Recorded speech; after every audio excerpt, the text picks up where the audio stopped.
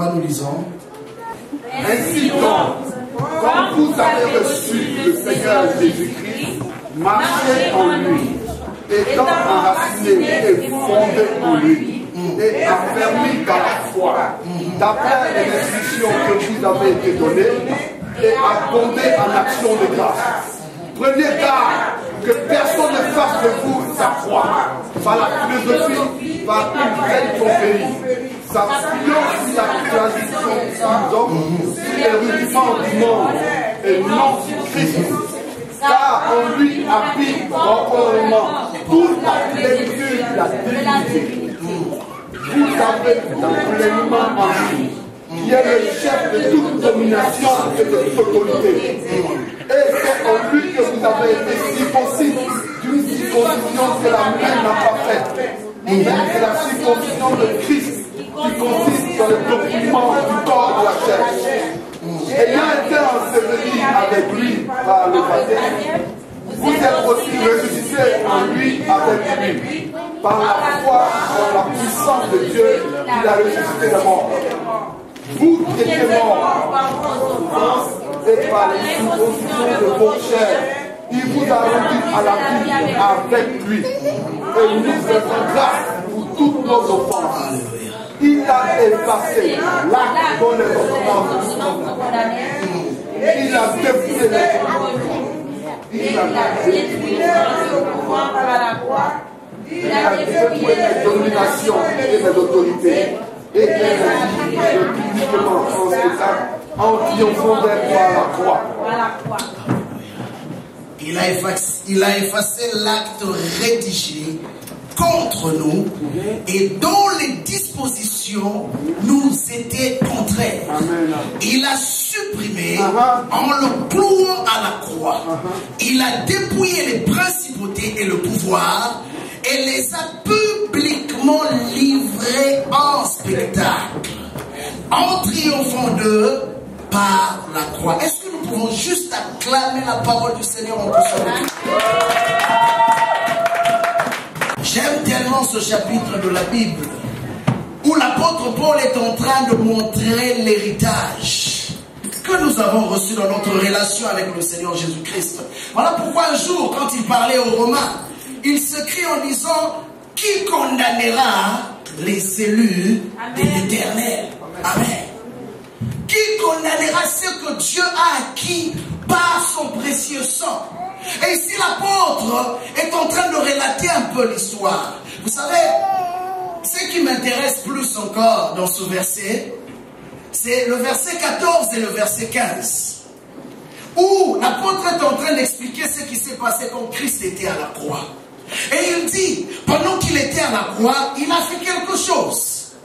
Il a effacé d'abord, c'est la première chose qu'il est allé faire à la croix, l'acte dont les ordonnances nous condamnaient. Amen. C'est ce qu'il est allé faire à la croix. Effacer l'acte dont les ordonnances condamnaient ta vie. Effacer l'acte dont les ordonnances condamnaient ton avenir. Parce que jusque-là, le diable avait encore le plein pouvoir. Et le diable contrôlait sur l'histoire de l'homme. Et je parlais ce matin avec l'ancien, mais j'ai dit, je ne suis pas de ceux qui croient que les héros vont tomber. Amen.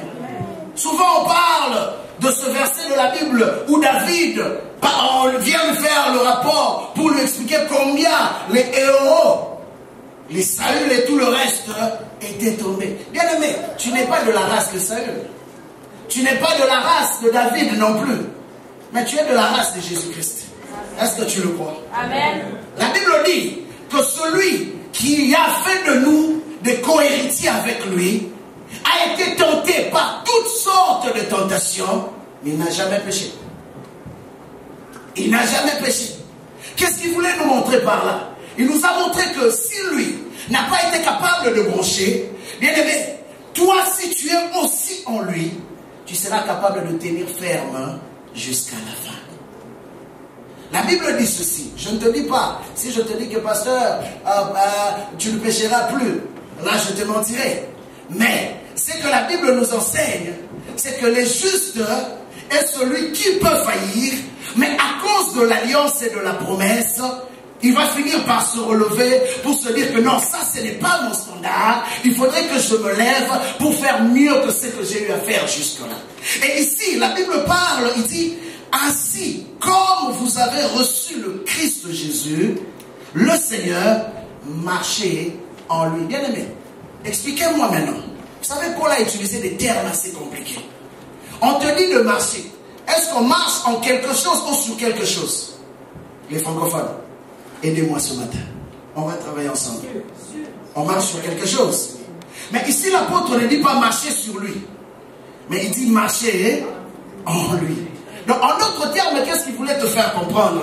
Que ce n'était pas toi qui marchais, mais c'était Christ qui marchait et toi, tu étais au-dedans de lui pendant qu'il était en train de marcher. Amen. Voilà pourquoi je disais qu'à chaque verset, chaque mot que tu lis dans ce chapitre, comprends ce que l'apôtre a voulu dire. Et il montrait aux Colossiens l'importance d'être en Jésus-Christ. Vous savez, aujourd'hui, il y a tellement de messages. C'est pourquoi je disais encore dernièrement que je suis tellement révolté par rapport à tout le message qu'on lance concernant la chrétienté. Et si vous allez sur Internet aujourd'hui, la seule chose qu'on démontre aux gens, c'est le mauvais côté, c'est ceux qui font le mal, c'est ceux qui pêchent, c'est ceux qui abusent. C'est bien beau toutes ces choses.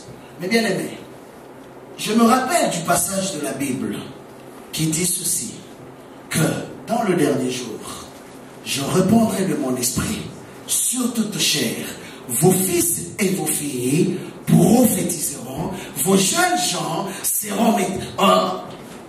auront de visions et vos vieillards auront des songes. Bien aimé, la Bible dit que dans le dernier jour, Dieu a prévu de répandre de son esprit sur toute chair pour que nous, faibles que nous étions autrefois, puissions devenir témoins de l'alliance que Dieu a traitée avec les hommes. Bien aimé, qui est celui qui peut se lever aujourd'hui pour te condamner? Qui est celui qui va te dire aujourd'hui que tu ne vas pas réussir? Et des fois, nous nous nourrissons de ce genre de pensées. Des fois, nous marchons, mais il y a des pensées négatives qui rongent nos cœurs. On vient à l'église, mais on réalise, on regarde notre réalité, et des fois, nous doutons. Mais bien aimé, vous savez, Dieu est un Dieu qui aime les spectacles. Amen. Vous savez, le jour où Dieu a visité Moïse, Dieu ne l'a pas visité d'une manière simple. Dieu l'a visité par un spectacle. Et quand Moïse a vu cette chose, Moïse a dit, quel est ce grand spectacle que je suis en train de voir? Je veux me détourner pour aller voir. Et regardez à la croix de Golgotha, Dieu n'a pas fait les choses pour que les gens ne voient pas. Mais il a fait pour que les hommes qui étaient là autour puissent voir. Et juste pourquoi ta vie doit rester cachée? La Bible dit à la croix de Golgotha, il a fait quoi? Il a dépouillé. Vous savez, pour ceux qui ont eu à fréquenter l'armée, ou pour ceux qui connaissent l'histoire des armées, quand on parle d'un dépouillement, un déserteur dans l'armée, quand il fuit, on le recherche, on appelle Interpol, on veut la voir. Et le jour où on réussit à la voir, qu'est-ce qu'ils font? On ne va pas le tuer. On va d'abord l'emmener. On va appeler toute la légion d'armée qui travaillait avec lui, y compris le général actuel, tout le monde présent. On va le mettre à genoux. Avec sa tenue militaire, on va le prendre. Il y a... Comment on appelle ça en français? Les galons. Les galons. Les galons. Merci pour les francophones. On va prendre ces galons. On va les enlever en public. Même celui qui était à un niveau plus bas que lui va assister à son humiliation publique. On ne va pas le faire en cachette. On va les dépouiller de toute sa position, de tous les galons qu'il portait, pour dire maintenant à tous ceux qui sont là présents, à partir de maintenant, cet homme qui autrefois était un général, qui était un colonel, qui était respecté, désormais, il n'est plus rien. Et ce jour-là, Jésus-Christ, à la croix de Golgotha, a fait pareil. Le diable, c'était un déserteur. Il faisait partie de l'armée de Dieu, mais il a décidé lui-même de déserter l'armée. Mais pendant des années, il était traqué. Dieu a envoyé les prophètes et les prophètes. Personne n'était capable de l'arrêter. On a envoyé l'Interpol céleste. Personne n'était capable de l'arrêter. Jusqu'à ce que Dieu lui-même s'est fait chair. Il a dit, cette fois-ci, assez, c'est assez. Il est descendu en forme humaine pour régler le compte de Satan. Et à la croix de Golgotha, la seule chose que Dieu était en train de faire, il prenait tous les galons de Satan. Pendant des années, Satan a eu peur aux gens. Il a pris des hommes qu'il a humiliés, même des hommes qui étaient appelés par Dieu. Il les a humiliés quelquefois. Ils ont vécu de conséquences de ces choses pendant des années, des siècles. Au point que même quand Moïse est venu, il a dit que si un homme pêche jusqu'à sa 4e génération, la malédiction va s'en suivre. Vous vous imaginez les conséquences, juste pour montrer combien le diable était en train d'opérer. Mais quand Jésus-Christ est venu, Ézéchiel prophétise sur le temps messianique. Il dit désormais, on n'entendra plus ce discours que les pères ont péché et ce sont les enfants qui payent. Maintenant, l'âme qui pêche, c'est celle qui mourra. Le langage de Dieu a changé. Le langage de Dieu n'était plus pareil. Puisque papa a fait ceci, maman a fait ceci, les enfants vont subir les mêmes choses jusqu'à la 4e génération. Mais maintenant, l'alliance n'était plus pareille. Il dit maintenant, toi tu fais du mal, c'est toi qui payeras pour ton mal. Pourquoi? Parce que l'acte dont les ordonnances condamnaient toute la génération à la croix de Golgotha a été annulé. Vous savez, quand tu as un contrat, tu signes un contrat avec quelqu'un, ce contrat est valable aussi longtemps que non seulement que cela n'a pas été annulé, et que aussi il n'y a pas l'acte de 2 témoins. Mais regardez qu'est-ce qui s'est passé à la croix. À la croix, pendant que Jésus-Christ était en train de faire ce travail d'annulation de l'acte de la condamnation, il y a eu 2 témoins. Il y a eu d'abord le témoin qui était son sang, et le deuxième témoin, c'était l'Esprit de Dieu. Parce que lui-même, Jésus était la parole. Et ces 2 témoins sont venus attester ce que Jésus-Christ était en train de faire pour dire qu'à côté de maintenant, ce que tu viens de faire est valable pour tous ceux qui vont croire en toi. Et puisqu'ils vont croire en toi, ils n'auront plus jamais de condamnation sur leur propre vie. Amen. Amen. Bien aimé, le diable essaie de faire croire aux gens qu'il le tient encore captif. Vous savez, j'aimerais te dire une vérité ce matin. Le diable tient captif les hommes qui marchent un pied dedans et un pied dehors. Parce qu'il est dit dans la parole de Dieu que tous ceux qui sont en Christ sont devenus des nouvelles créatures. Les choses anciennes sont passées et voici toutes choses sont devenues nouvelles. Alors, comment une nouveauté peut continuer à vivre dans l'ancienneté? C'est qu'elle n'a jamais été nouvelle. Mais si Dieu te considère comme étant une nouveauté, vous savez, quelqu'un a dit quelque chose que j'ai beaucoup aimé. Il dit, il n'y a qu'une seule personne qui est capable d'effacer sa mémoire. C'est Dieu. La Bible dit ceci. Quand Dieu pardonne, il oublie. N'est-ce pas, nous humains, quand nous pardonnons, nous n'oublions pas? Qui peut me contredire? Personne.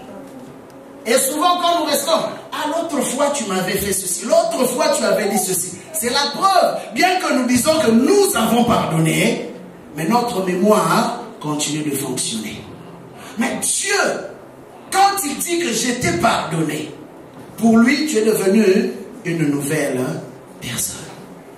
Ton passé, il ne le voit même plus, il ne le considère même plus. Voilà pourquoi ici Paul insiste. Il dit, ainsi comme vous avez reçu le Christ Jésus. Bien-aimé, le plus important pour un homme, c'est d'avoir reçu Christ. C'est ça la chose la plus importante. Il dit, puisque vous avez reçu Christ, maintenant vous avez un devoir. marchez en lui. Ce qui veut dire simplement, c'est que Jésus-Christ disait aux apôtres, il dit, si vous demeurez en moi, et que mes paroles demeurent en vous. Et ici, Paul parle dans un autre terme, en disant, marchez en Christ, marchez en lui, demeurez en lui. C'est en ce moment-là que cet héritage de la croix sera votre partage. Mais il continue. Il dit, soyez enracinés et fondés en lui, affermis dans la foi, d'après les instructions qui vous ont été données, et abondés en actions de grâce. Il y a un homme de Dieu un jour qui a été élevé. Et Dieu utilisait beaucoup en matière de guérison. C'était un charpentier. Dieu l'a enlevé du domaine de charpentier pour faire de lui un évangéliste. Mais cet homme troublait tellement le camp de l'ennemi. Un jour, pendant qu'il dormait, il sent dans sa chambre une présence ténébreuse. Et pendant que cette présence visitait sa chambre, l'homme se réveillait de son sommeil. Il regarde, il voit quelqu'un assis sur son lit, très fâché contre lui, le menaçant. L'homme regarde, il comprend que ce qu'il venait de voir, c'était une visitation diabolique. C'était Satan lui-même. Alors, regardez la réaction. Il regarde, il dit, ah, c'était juste toi. Il se rendort, il met son main. Et il dit, ça c'est son propre témoignage. Ce que je raconte, ce n'est pas un mensonge, c'est ce que lui-même a dit. Et quand il se réveille le matin, la présence n'était plus là. Alors, qu'est-ce qu'il faisait comprendre aux chrétiens? Il dit, vous savez, souvent le diable se nourrit de notre peur. Quand tu as peur de lui, quand tu as peur des œuvres des démons et des œuvres du diable, le diable prend aussi les dessus sur ta vie. Mais quand tu commences à utiliser la parole, confesser la parole, confesser ce que Jésus-Christ a fait à la croix de Golgotha pour toi, le diable ne peut pas avoir les dessus sur toi. Voilà pourquoi beaucoup de personnes souffrent avec ce problème de crise d'identité. Dieu nous appelle fils du royaume. Nulle part dans la Bible, je n'ai vu Jésus avoir peur des démons. Mais la Bible me montre que partout Jésus-Christ débarquait, là où il y avait des démons, eux-mêmes commençaient à se manifester en tremblant. Pourquoi tu es venu nous troubler? Bien aimé, tu es enfant de Dieu. Au lieu que toi tu troubles l'ennemi, c'est l'ennemi qui vient dans ta maison pour te troubler. C'est qu'il y a un problème. Amen. Il dit, ainsi, puisque vous avez reçu le Christ Jésus, marchez en lui.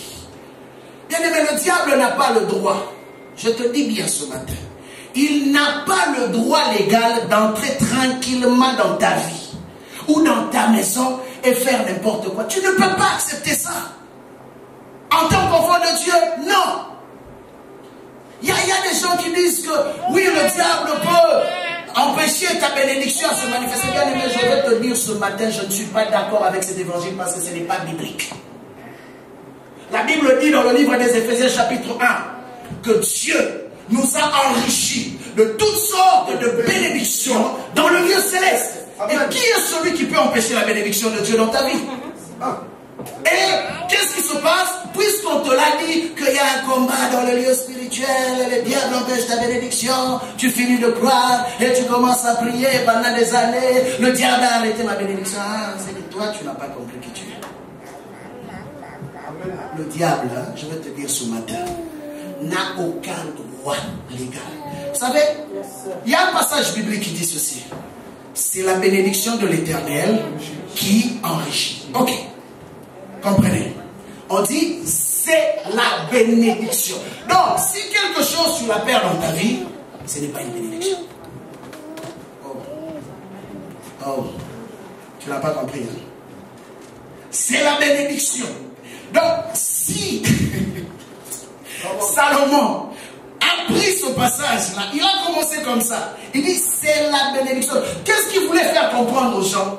Que tu peux avoir tant de choses, mais ce n'est pas nécessairement la bénédiction de Dieu. Amen. Tu peux avoir tant de richesses, mais ce n'est pas nécessairement la bénédiction de Dieu.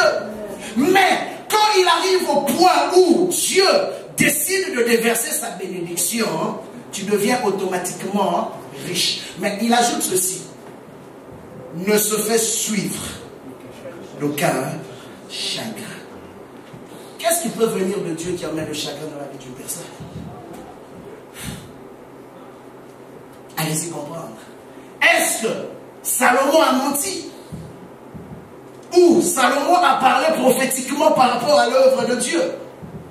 Il dit: c'est la bénédiction de l'Éternel qui enrichit et ne se fait suivre d'aucun chagrin.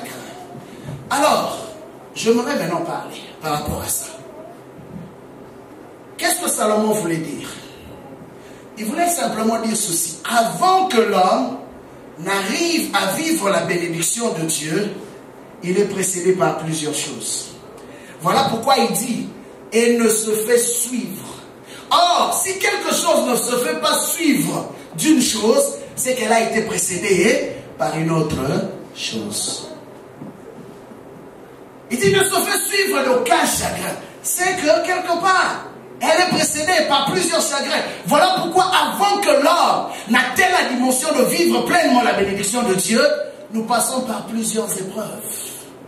Nous passons par plusieurs difficultés. Pourquoi? Parce que Dieu, pendant ce temps, prépare nos cœurs par rapport à ce qu'il est prêt à nous donner. C'est pourquoi plusieurs personnes qui n'ont pas eu à comprendre le plan de la bénédiction de Dieu, quand certaines choses sont arrivées et qu'ils ont cru que c'était la finalité de ce que Dieu pouvait faire ou donner, ils se sont compromis. Bien aimés, nous ne sommes pas de la race de ceux qui sont appelés à se compromettre. Si tu te compromets, c'est parce que toi-même tu as choisi de le faire. Mais la volonté de Dieu n'a jamais été de te donner pour te perdre. Amen. Dieu n'a jamais voulu donner quelque chose à quelqu'un pour le perdre. Mais si nous nous perdons, c'est un choix personnel que nous avons eu à faire. Voilà pourquoi ici, Paul insiste. Il dit: vous avez reçu Christ, Jésus. C'est bien beau, mais je vous encourage à marcher en lui. Donc nous, tels que nous sommes, bien-aimés, comprenez que nous marchons dans les ventres de Dieu, dans les entrailles de Dieu. Car la Bible dit ceci dans le livre des Éphésiens, que notre vie est cachée en Christ et Christ en Dieu. Or, c'est par les entrailles de Dieu que toute chose qui existe a été créée.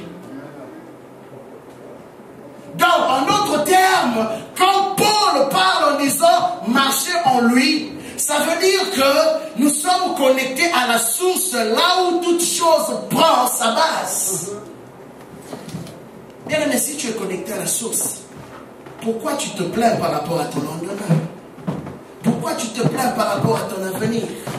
La Bible dit, même les oiseaux du ciel ne s'inquiètent même pas de ceux qui mangeront demain. Et à combien plus forte raison ceux qui appartiennent à l'Éternel des armées? À combien plus forte raison ceux qui ont accepté Christ Jésus dans leur vie? Car le diable qui menaçait ta vie autrefois, la Bible dit qu'il a été dépouillé, qu'il n'a plus de force. Et Jésus-Christ parle dans le livre de Luc chapitre 10. Il dit ceci: voici, je vous ai donné le pouvoir contre le serpent, contre les scorpions et sur toute la puissance de l'ennemi. Mais il ajoute en concluant ce passage en disant: et rien ne pourra vous nuire. Bien-aimé, pourquoi cherches-tu un démon là où il faut que tu cherches la face de Dieu? Beaucoup ont la connaissance des démons qui leur combattent, mais ont peu de connaissance sur le Dieu qui les a appelés. Voilà pourquoi c'est toujours les démons qu'ils voient dans leur vision. Voilà pourquoi dans leurs rêves, ils voient toujours le combat. Je ne dis pas que ces choses n'existent pas. Ces choses, nous le vivons nous tous. Le combat, nous le vivons nous tous. Mais vous savez, même quand, après avoir vu un rêve d'une attaque démoniaque, je vais vous dire une franche vérité. Autrefois, cela me poussa à me réveiller la nuit à faire des prières extrêmes. Mais désormais, quand je vois ces choses, je dis, béni soit ton Seigneur parce que tu m'as déjà donné la victoire. Amen. La Bible dit ceci. Amen. Vous êtes plus que vainqueurs. J'aime bien le terme. L'apôtre Paul avait une intelligence très élevée. Il dit, vous êtes plus que vainqueurs. En d'autres termes, vous n'avez rien vaincu. Il y a quelqu'un qui a combattu et vaincu à votre place. Et vous, maintenant, vous vivez simplement dans la victoire de ce temps. Voilà pourquoi vous êtes plus que vainqueurs. Les vainqueurs sont ceux qui combattent. Mais nous avons déjà la victoire. Donc, c'est comme un film en différé. Vous savez, quand vous regardez un film, tu sais que l'acteur, là, même si on le tabasse, il va tomber, il va se blesser. Mais quand la chanson va changer dans le film, la force aussi va revenir, il va se lever, il va commencer à tabasser son ennemi jusqu'à gagner le combat. C'est aussi ce que nous vivons.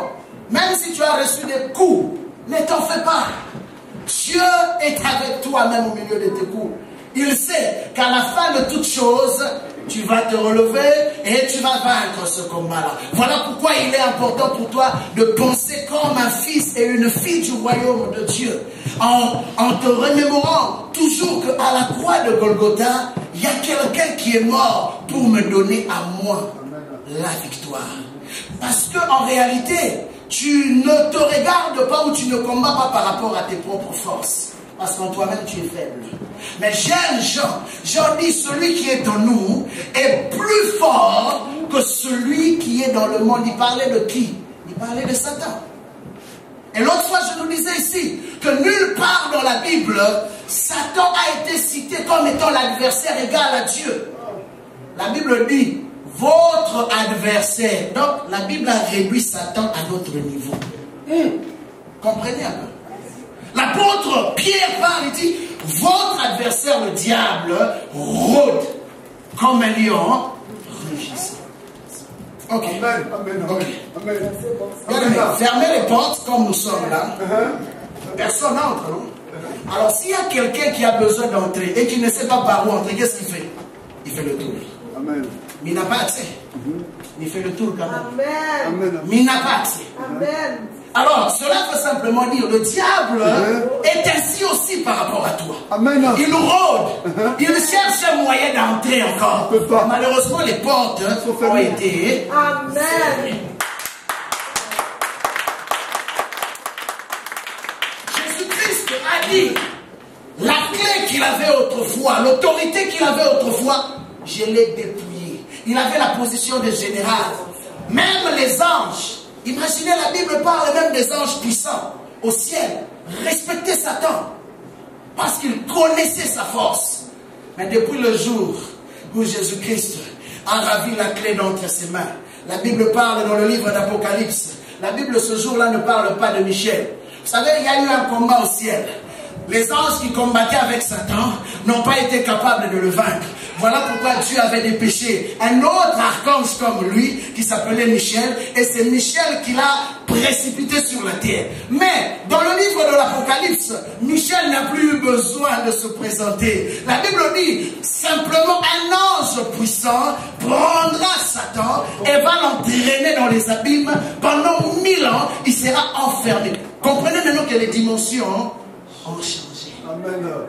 Amen. Autrefois, il fallait Michel, parce que c'était un archange. Mais dans le livre de l'Apocalypse, il n'est plus question de Michel.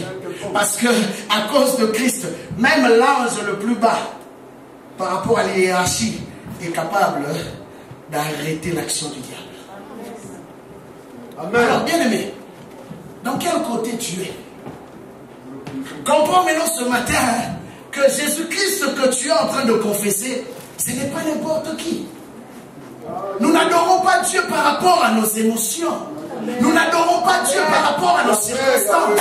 Mais nous adorons Dieu parce que nous savons qu'au-dessus de lui, il n'y a personne d'autre. Amen. Yes. Et quand nous venons dans ce genre de moment, nous venons avec cet esprit de vainqueur, avec cette pensée que oui, je ne suis pas n'importe qui. Vous savez, un n'importe qui se comporte comme n'importe qui. Amen. Mais un fils du royaume a un fonctionnement.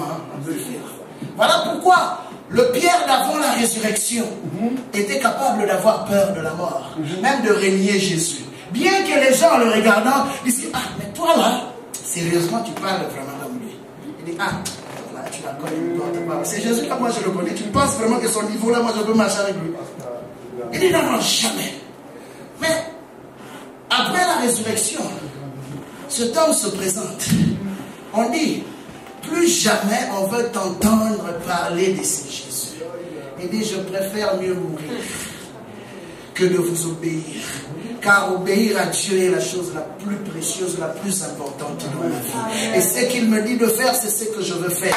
Mais c'est là que nous voyons automatiquement le langage d'un homme changer. Cet homme qui était autrefois peureux, à cause de sa rencontre et de Jésus-Christ ressuscité dans sa vie, il ne parlait plus de la même façon, il n'opérait plus de la même façon. Il y a des choses que Dieu a mis en toi, il y a des choses que Dieu a déposées en toi qui vont se manifester quand tu auras compris qui il est réellement dans ta vie et qu'est-ce qu'il a fait pour toi. Voilà pourquoi Paul dit, nous prêchons Jésus-Christ, nous tous, nous prêchons Jésus-Christ mort, enseveli et ressuscité. L'autre fois je vous ai dit, la croix n'a jamais enrichi qui que ce soit. La croix a payé le prix de ton péché. Amen. La croix a ramené ta balance de crédit à zéro. Amen. Mais ce qui t'a enrichi, c'est la résurrection. Amen. Et ce jour-là, qu'est-ce qui se passe? Pendant que Marie courait avec son ami pour aller voir, laver le corps de Jésus, ils arrivent devant le tombeau. Quelque chose de mystérieux se passe. Il trouve un ange assis sur la pierre. Et la pierre était roulée. Alors, il leur pose la question. Qui cherchez-vous? Qui cherchez-vous? Celui qui est ressuscité. Il n'est plus parmi les morts. Mais regardez, l'ange est descendu. Écoutez, écoutez, écoutez. L'ange est descendu, non pas pour rouler la pierre pour que Jésus sorte. Vous étiez au courant de ça? Quand l'ange a roulé la pierre, Jésus-Christ était déjà sorti du tombeau. Jésus-Christ n'était plus dans le tombeau. L'ange a simplement roulé la pierre pour que ceux qui venaient voient ce qui se passe. Et c'est la même chose. La Bible dit, nous étions autrefois morts. Mais aujourd'hui, nous sommes ressuscités avec lui. Ce qui veut dire que puisque tu es ressuscité avec lui, tu règnes aussi avec lui. Alors si tu peux acclamer le Seigneur en puissance.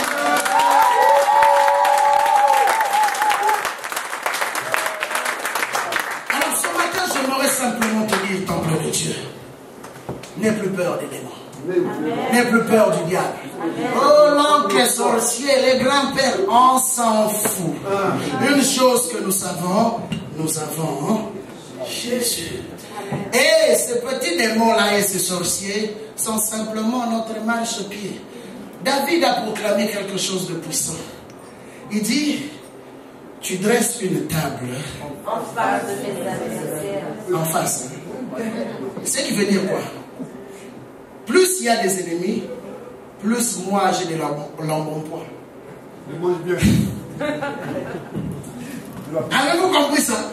Donc plus il y aura des ennemis, plus il y aura de la nourriture sur la table. Pour qu'ils contemplent comment je serai en train de manger.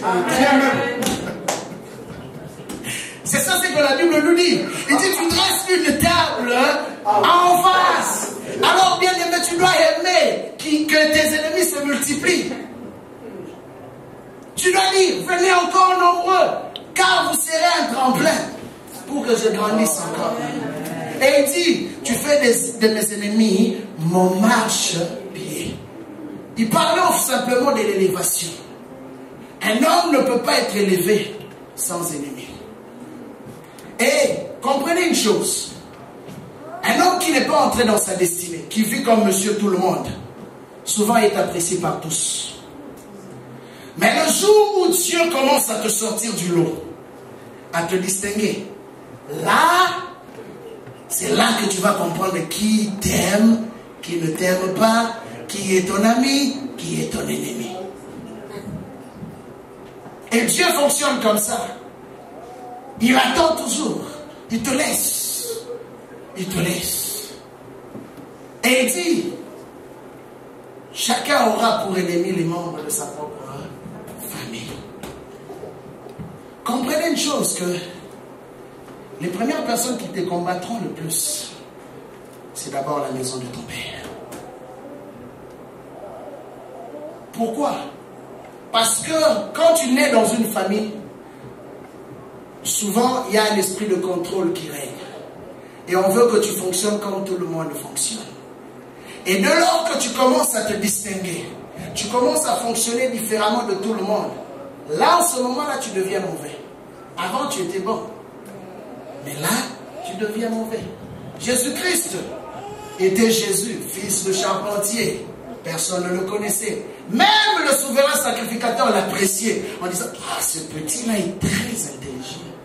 À 12 ans déjà, il était capable d'impressionner les hommes sages. Tout le monde l'appréciait. Mais regardez quand il a commencé. Les personnes qui le détestaient le plus, c'était ces mêmes personnes qui ont dit à 12 ans que c'était le garçon le plus intelligent. Juste pour te dire simplement ceci, bien-aimé. La saison de Dieu est à sa porte. La saison de Dieu est à sa porte. Mais pour que tu y accèdes, Dieu te demande de changer ta mentalité. Il te fait comprendre que le diable que tu craignais a déjà été dépouillé. Moïse parle aux Égyptiens. Il dit, ces Égyptiens que vous voyez, vous ne le verrez plus. Il y a des dimensions où Dieu va t'emmener. Même le combat que tu avais autrefois, que tu avais de la difficulté à surmonter, ne sera même plus capable de s'approcher de toi. Parce que tu auras tellement atteint un niveau élevé avec Dieu. C'est pourquoi David a aimé ses ennemis. Il dit, tu fais de mes ennemis mon marchepied. Ne déteste pas. Ne haïs pas. Au contraire, bénis Dieu pour ceux qui te font mal. Bénis Dieu pour ceux qui t'abandonnent. Bénis Dieu parce que cela t'emmène petit à petit sur le chemin de ta destinée. Car Dieu aime fonctionner dans la solitude. Dieu n'aime jamais élever là où il y a tout le monde. C'est là que le spectacle commence. C'est pourquoi je dis Dieu aime le spectacle. Parce qu'il aime surprendre. Il va te prendre, il va t'isoler pendant un temps. Et pendant ce temps-là, il va te former. Ne t'en fais pas des difficultés que tu es en train de vivre. Ça fait partie de ta formation. Tu ne peux pas les éviter. Ça fait de fois mal. De fois tu es découragé. De fois même tu te poses la question si Dieu est avec toi. Mais bien aimé, ça fait partie de ton apprentissage. Parce qu'après cela, quand tu ressortiras, même ceux qui te connaissaient, même ici, les gens qui te voyaient seront étonnés. Ah, n'est-ce pas le fils du charpentier? Non, ce n'est plus le fils du charpentier, maintenant c'est le Christ. Amen. Autrefois, il s'appelait simplement Jésus. Mais quand il revint du désert, on ajouta à son nom Christ. Et ce n'était plus pareil. Alors ce matin, j'aimerais t'encourager pour te dire une chose ce matin. Que Dieu ne t'a pas choisi au hasard. Dieu te connaît mieux que tout le monde. Des fois, tu te regardes. Tu ne crois même pas en toi-même. Tu ne vois même pas d'avenir en toi-même. Bien aimé, tu as un avenir. Ça, j'aimerais te le rassurer ce matin. Je ne te dis pas pour te faire plaisir. Mais je te dis parce que je crois au Dieu de la Bible. Tu as un avenir. Mais tout dépend de toi. Abandonne-toi entre les mains de Dieu. Un homme dans la Bible, un jour, pendant que Dieu lui a fait une demande de quelque chose qu'il aimait le plus, de quelqu'un qu'il aimait le plus, son propre fils. Cela a été extrêmement difficile, frère, et j'ai besoin de toi, bien. Cela a été extrêmement difficile pour lui. C'était une demande extrêmement lourde. Mais à cause de son amour pour Dieu, cet homme n'avait pas le choix que d'offrir ce qui était précieux à ses yeux. Vous savez, il montait, c'était un vieux papa. Il était en train de monter à la montagne, fatigué. Des fois même disant, ah Seigneur, pourquoi tu me fais ça? Mais à cause de son amour pour Dieu, il dit, même si je n'arrive pas à comprendre, même si cela est difficile, je vais obéir. Parce que je sais qu'il a tellement fait dans ma vie que ce n'est pas aujourd'hui qu'il va m'abandonner. Et arrivé à un niveau, il parle à ses serviteurs. Il leur dit ceci: restez ici, moi et l'enfant, nous allons monter pour adorer Dieu. Bien aimé, la première fois dans la Bible que le mot adorer a été cité. Mais regardez, cet homme monte à la montagne. Il n'a jamais fléchi ses genoux pour prier. Vous savez ce que Abraham a appelé adoration? C'était l'offrande d'Isaac.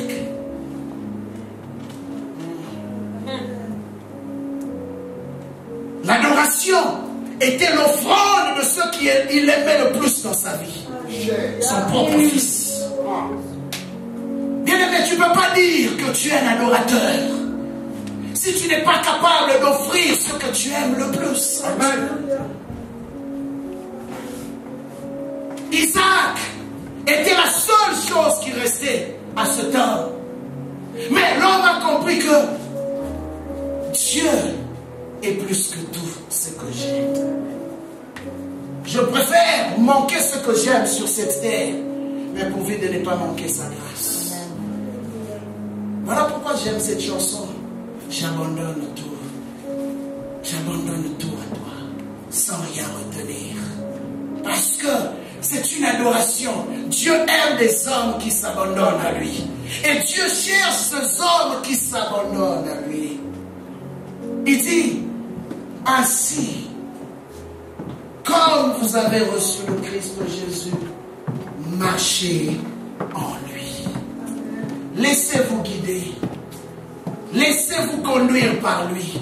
Ne retenez pas que votre vie soit une offrande.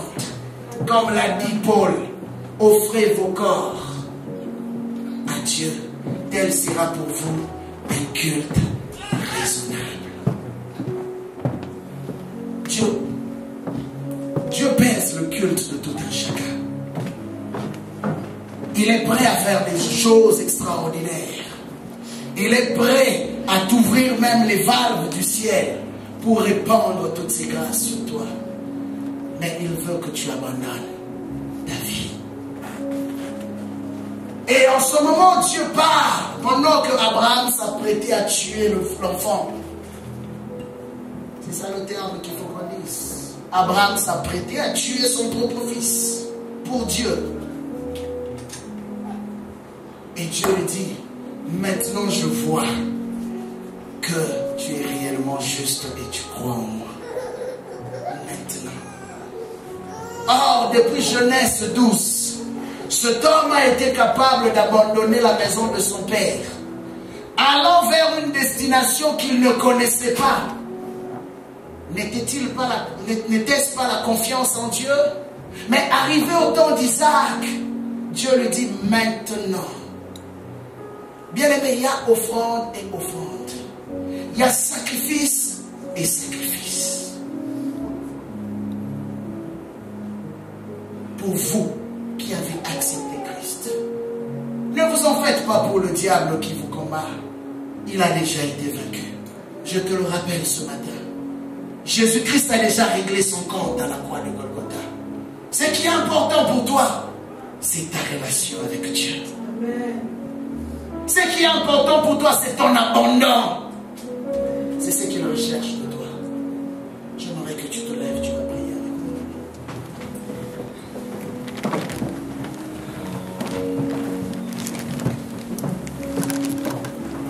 Tu vas prier avec moi ce matin. Oui, le Seigneur a payé le prix pour toi. Oui, le Seigneur a versé son sang pour toi. Oui, le Seigneur a brisé, a détruit, a annulé l'acte dont les ordonnances condamnaient ta destinée. Le problème, ce n'est pas ta destinée, parce que ta destinée est entre ses mains. La Bible dit, ce qu'il a entre ses mains, personne ne peut les arracher. Personne. Personne, même s'il forme des ligues. Ésaïe 54, versets 14 à 15. Il dit, même si les gens se regroupent forme de ligue contre toi, cela ne t'atteindra pas. Car tous ceux qui se lèveront contre toi tomberont. Tomberont. Quelle que soit leur nature, Dieu dit tomberont. Mais il commence ce chapitre, ce verset en disant ne crains pas. Tout dépend de toi. Veux-tu vivre dans la crainte? Beaucoup de chrétiens vivent aujourd'hui dans la crainte de l'avenir. Seigneur, que deviendrons-nous demain? Comment je veux m'en sortir dans cette situation? Il n'y a rien qui dépasse Dieu. La Bible dit qu'il a juré par lui-même, car au-dessus de lui, il n'y a plus rien d'autre. Il n'y a plus rien d'autre. Alors par rapport à ta vie, il a juré par son propre nom. J'aimerais que tu pries ce matin. Tu vas juste faire une chose avec moi. Tu vas rendre grâce à Dieu pour le sacrifice de la croix. Merci. Tu vas rendre grâce à Dieu pour la victoire qu'il t'a donnée. Tu vas rendre grâce à Dieu pour tes ennemis d'autrefois qui sont devenus ton marchepied. Tu vas rendre grâce à Dieu pour ta délivrance. Élève ta voix. Bénis le nom du Seigneur. Merci pour ma délivrance. Merci pour le sang que tu as coulé sur ma croix. Merci Seigneur de grâce. Tu fais de moi un puissant vainqueur. Merci pour la grâce que tu as mis en moi. Merci pour la force que tu as mis en moi. Merci pour ta force, Yahweh, que tu as mis dans mon esprit. Merci pour ta victoire, pour la joie que tu as mis en moi. Merci pour la paix que tu as mis en moi, Yahweh, Seigneur de grâce. Merci de porter toutes ces malédictions, tous mes échecs, Yahweh, Seigneur de grâce. Je suis plus que vainqueur. Je suis plus que vainqueur en Christ, Yahweh. Tu es l'unique, Yahweh, Seigneur de grâce. Ça fait de moi un vainqueur. Yahweh, merci encore pour ta grâce. L'amour que tu me donnes. Ton regard sur ma vie. Merci, Yahweh. Merci pour la grâce que tu permets que je te donne. Yes, Seigneur de grâce. Grâce de l'eau. Toi sur les dieux, toi sur les seigneurs, toi sur les vainqueurs. Encore la gloire, encore la grâce, encore la puissance.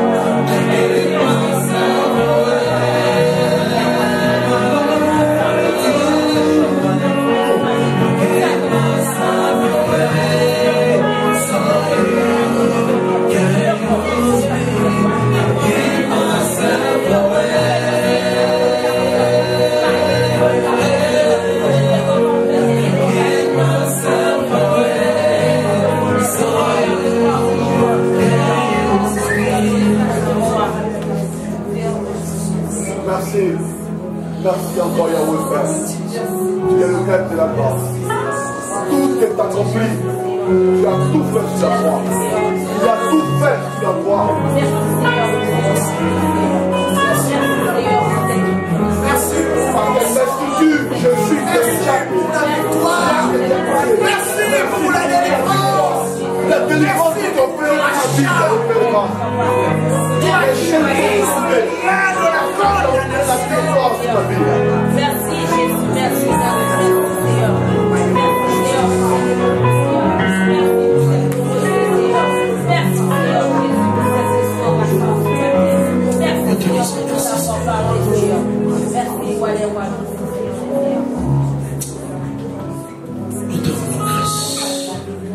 Merci pour le sang qui est le témoignage parfait.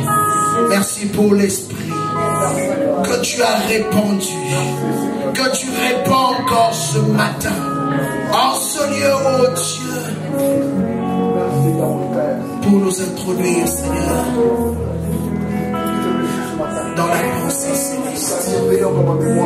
Père, nous voulons marcher en toi, Jésus.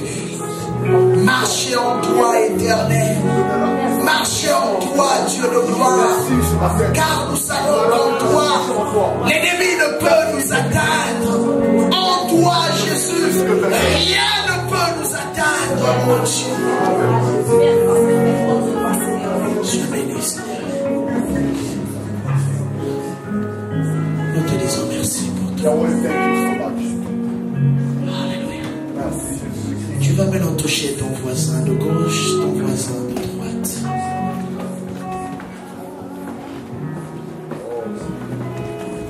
Tu cherches quelqu'un, touche quelqu'un dans la salle. Nous allons faire une prière.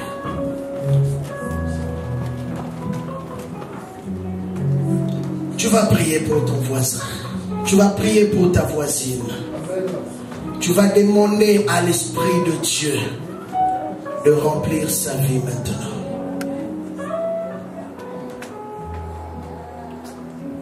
La Bible déclare ceci. Tu oindouilles ma tête et ma coupe déborde. Bien-aimé, ce matin, tu vas juste faire cette prière pour ton frère, pour ta soeur. Tu vas libérer l'action de l'Esprit dans sa vie. Car un homme qui marche avec le Saint-Esprit, c'est une personne qui ne faillira jamais. Qui ne faillira jamais parce qu'il a le conseiller par excellence à ses côtés. Alors tu vas prier pour demander à l'Esprit de Dieu de s'établir encore, de prendre le contrôle de la pensée, de prendre le contrôle des émotions et du corps de tout un chacun. Lève ta main, prie le Seigneur. Saisis-toi de nos langues, touche-nous. Souffle, esprit de feu, esprit d'adoration, le parapluie de Jésus. C'est toi qui nous défends, c'est toi qui nous défends, le parapluie. Nous voulons sentir ta présence, ta douce présence. Souffle, esprit de feu, le parapluie de Dieu. Tu es mon avantage, sans toi je ne peux servir le Créateur. Tu es mon avantage, il fallait bien que tu t'en ailles pour que je continue de témoigner de l'œuvre de mon Jésus. Sois notre esprit d'adoration. Nous t'invitons à saisir nos langues, saisir nos bouches. Venons vers Jésus, venons l'adorer ce matin. Souffle, esprit de feu. Seigneur, merci. Tout est tombé, Seigneur, merci. Esprit de Dieu vivant.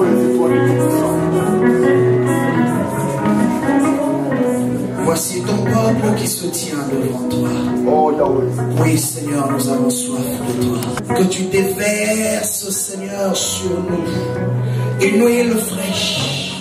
Une huile fraîche. Une huile fraîche. Une huile fraîche.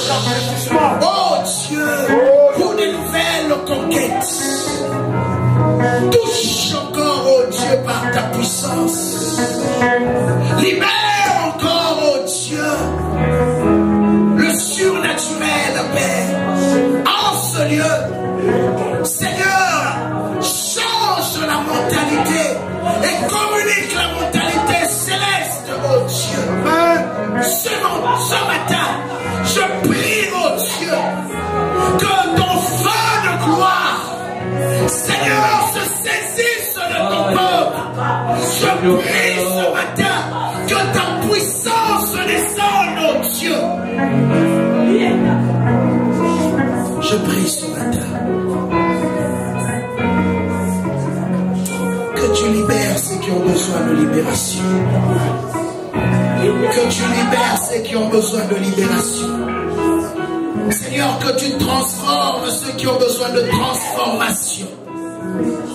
Que tu ouvres les yeux de ceux qui veulent contempler ta gloire. Que tu ouvres les oreilles de ceux qui veulent entendre ta voix. Saint-Esprit, tu es le maître de ce moment. Tu es le maître de ce temps. Toi qui fais au-delà de ce que nous pouvons penser et même demander. Dieu de toute la puissance.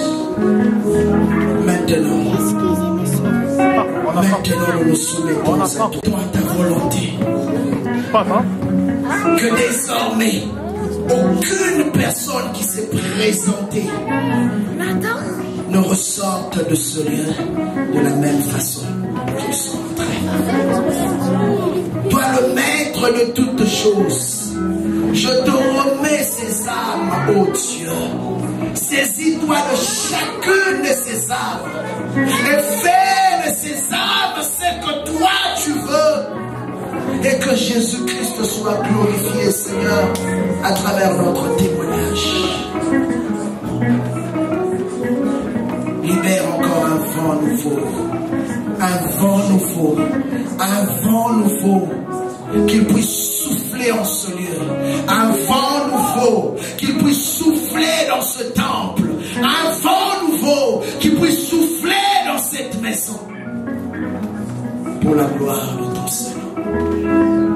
Ainsi nous t'avons prié, mon Jésus. Nous disons tous Amen.